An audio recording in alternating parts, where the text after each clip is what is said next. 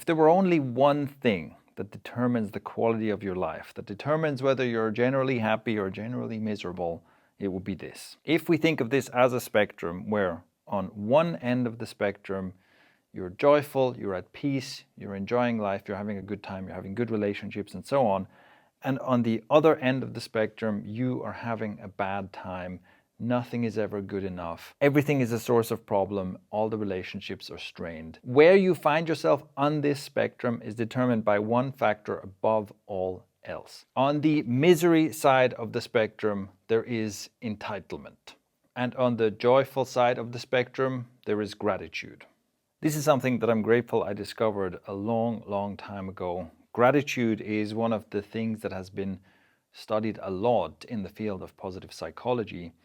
And it's one of those things that when you look at the studies done on it, it almost seems like it's too good to be true. Gratitude practice, even a simple practice of writing down things you're grateful for a few minutes every day, have a measurable and lasting impact on people's well-being. And the opposite of gratitude, of course, is entitlement. It is when you feel like the world owes you stuff, when you feel entitled, and you can always make any experience bad by simply feeling entitled enough. You can always find something to criticize. You can always feel like, well, why is the experience I'm having not more convenient, more pleasant, more pleasurable, cheaper, better, whatever, right? Whatever situation you're in, you can always make yourself feel bad by imagining, oh, it could be so much better somehow, and feeling like you ought to be having that better experience. The world somehow owes you that better experience, and really it is a slight against you, and it is quite disrespectful that you're not having that better experience that you're imagining. Being entitled is the shortcut to making yourself miserable, and it works extremely reliably. The way people most commonly put entitlement into action in a way that especially ruins relationships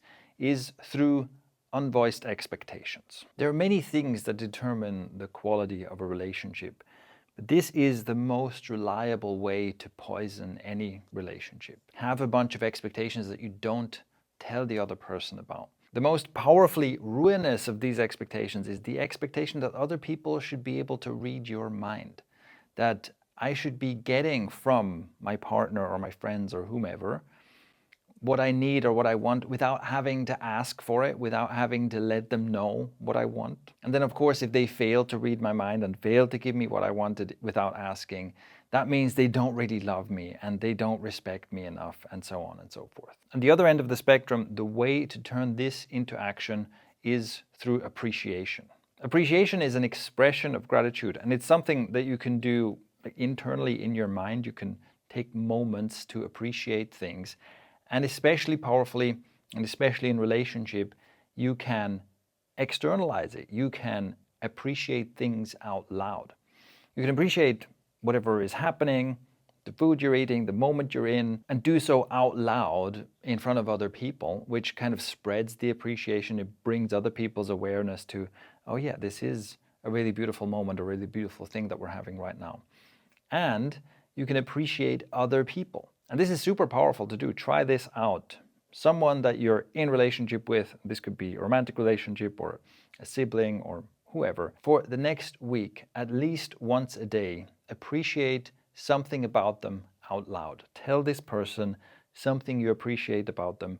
Appreciate something specific that they've done for you.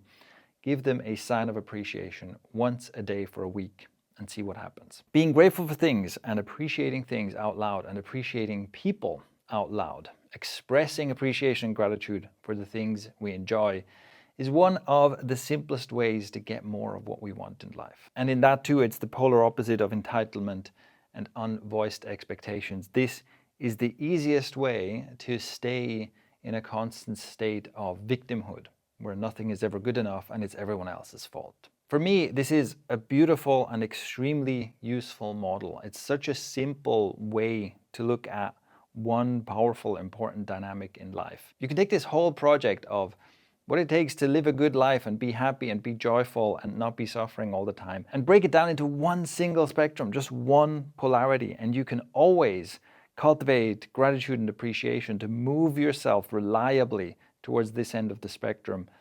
And whenever you're feeling miserable and sad and things are not going well, almost certainly this is what you've been cultivating. For me, it's hard to say how much life quality I've gotten out of the practice and cultivation of gratitude and appreciation.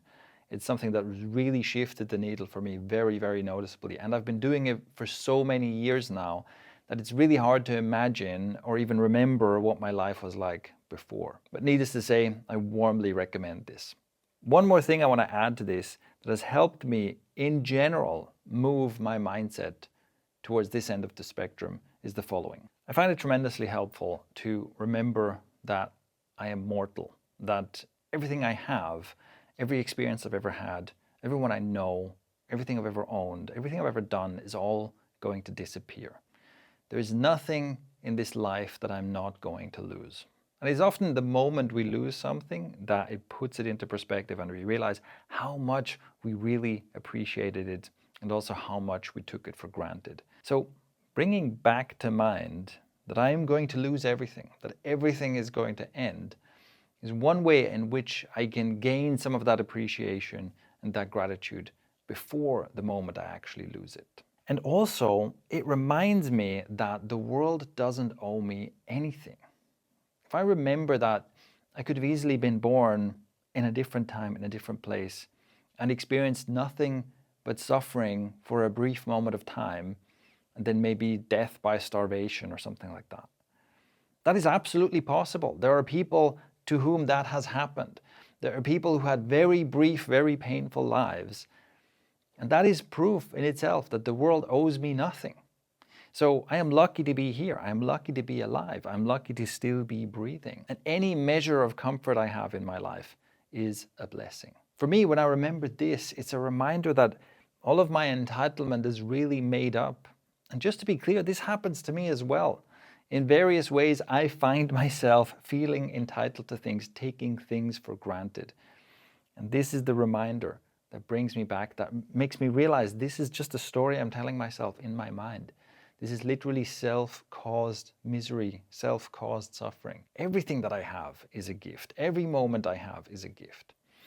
And a memento mori, a remembrance of the fact of my own mortality, really puts that into perspective. I'll also link to a separate video I made ages ago that is specifically about memento mori as a practice. So there it is. I think this is one of the simplest frameworks, it's one of the simplest models I've ever uncovered. And like I said, this has served me well for multiple decades at this point, and I hope it will do the same for you.